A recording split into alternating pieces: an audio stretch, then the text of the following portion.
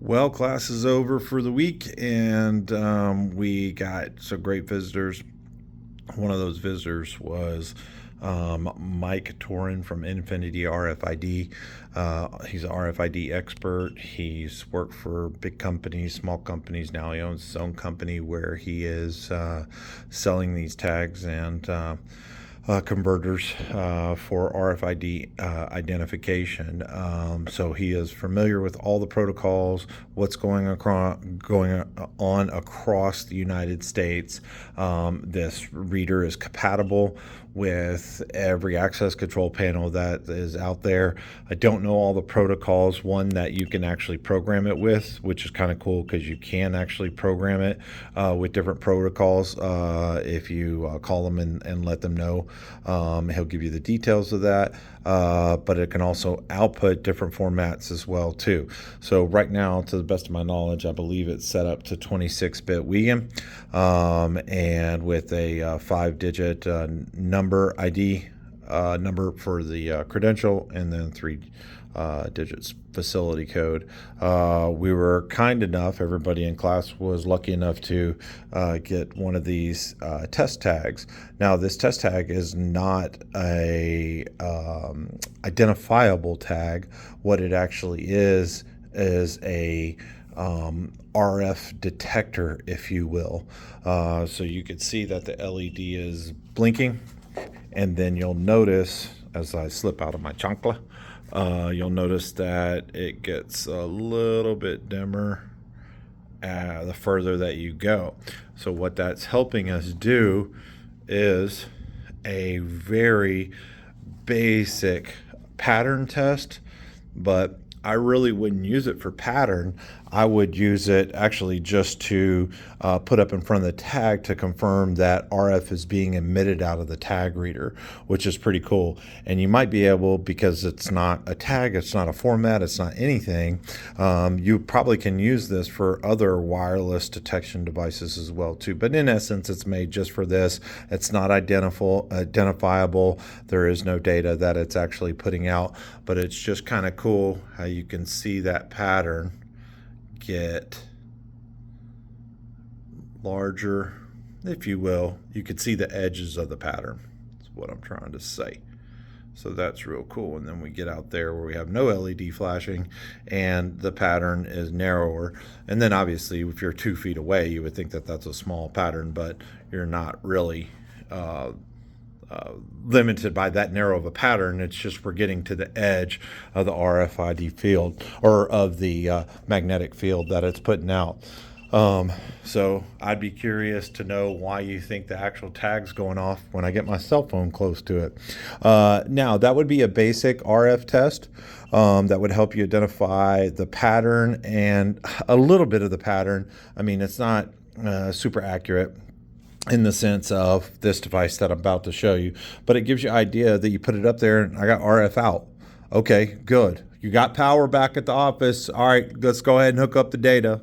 Just that simple. We're not trying to use that as a full-on diagnostic tool, but just like a non-contact voltage detector, for a few bucks, you can actually see whether you're hot or not, and it comes in tremendously helpful. Now, identifying the pattern and having a more sensitive device, and although I can't tell you what the dBs are, how that relates in RFs, I would imagine it's watts.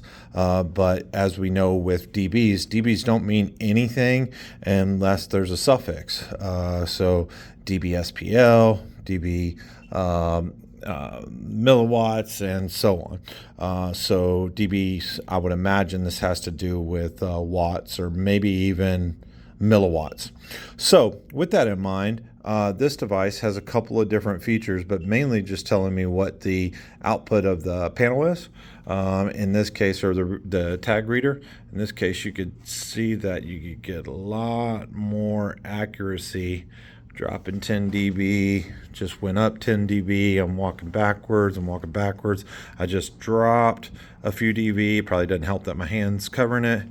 I'm still at 20 dB, going down to 12, going down to or excuse me, I was saying that was the percentages on the meter, but right now, when I was saying that, I was like at minus 9 dB, and then now I'm at between 9 and 10. So my power has dropped 20. No, my power has effectively been cut, if I remember correctly, in half if I went from 9 dB to 12 dB. With that in mind, I could get a little bit more detailed with where that pattern actually is, and then this can be used as a tool for you to call tech support and say, hey, I'm at 10 feet, I'm reading minus 2 dB. So if you are using this, you could be a little bit more accurate. Obviously, out in the field, it will help you diagnose a little bit better because you could translate the information over to tech support, which is kind of cool. It's got a couple of features. I don't know if this is a gain. It's labeled MAP, so I'm not 100% sure if it's a gain, but obviously, if you see amplitude, it actually increases it significantly. So maybe there's some kind of translation or something like that, but that you could tell tech support, hey, I've got it on MAP and this is what it's doing. Maybe it's supposed to be MAP all the time, because it definitely helps you determine that pattern a whole lot better by increasing the sensitivity. So you have that, and then you also have fast and slow. So if you're looking for a more stable response, you can use that on the slow side. See how that increases. I'm going to stop the moving. See how it increases as I get to a certain part of the pattern. So it gives you an idea of possibly some reflections it has. And then obviously if you turn it back up to fast, you'll see the needle jump around just a little bit more, and then slow. So with that in mind, that's basically just telling you the output of the RF energy. I'd be curious what it is, but I'm going to assume, considering, I'm just guessing that these are 1 watt panels, I'm going to say that this is in milliwatts as far as what the decibels are, but maybe I'm wrong. So anyways, been wrong before. And then I have no idea what this stuff is on the back. Data out, ground, and then set. So I would imagine set is to calibrate it. Although that's a good question for you guys out there. When you're calibrating a test device, are you actually getting it back to 0, or are you documenting what the device does? It's a good question for you metrologist out there. So as we could see, we got quite a bit of product from Mike. He was kind enough to leave this because he understands that the only way our students can test it is to be able to get our hands on it. One of the other cool things that he did is left us his Wiegand tester. So looks like our phone's putting out quite a bit of energy as well too. So maybe I was influencing it. So he left us our Wiegand tester, and that's got a serial tester and a couple other things on it as well too. But what's really cool about it is you can test Wiegand directly out of the unit without having to go back to transactions to see where the problem is. And what's really cool is you can test it right at the Wiegand output on the relay board, and you could test it right where it goes into the access control panel, because maybe you're getting corrupted data in between the reader and the panel. So this is what it would look like. We got tag number 22518, facility code 95, and now we're going to present it and read that tag. And that's what we're doing. So it says that, I don't know what U is stand for, unit maybe, 22518, and facility code 095. So it's a 5-digit tag, and it's a 3-digit facility code. So with that in mind, everybody now knows what my tag is. So what we did in class is we actually programmed tags like that in there. We programmed tags like that in there, and then we programmed into the cloud of the access control system, the Cellgate telephone entries. We had 3 of them in total that we were using, and it was all on the same account. So we were adding tags, pin codes and stuff, and you could go from one telephone entry to the next telephone entry and actually operate it as though you was the one that you, if you will, programmed on your desk, even though it's sharing the same database. So we're really excited about that. So that's what we're going to do with this. We're going to probably put it on one of our custom displays or build a display for it, and we are going to have this set up at all times with the access control panel and a gate operator. We got new pro data key stuff in, so it might be good for wireless setup. And we've got a gate, and we're gonna slide her out there, and we're gonna have a couple swingers that hooked up to a gate operator. So you never know, we could hook it up to that. But for class, all this stuff is great because part of the classes that we do is diagnostics, how you actually take it. Just a couple different philosophies. You either, in this case, from here to an access control panel, you either start here and then work your way back to the access control panel, or to the access control panel, work your way here. Or what some people do, and I get the philosophy, I think the theory is that you shorten your diagnostic time. You actually start in the middle and then work your way one way and then work your way back.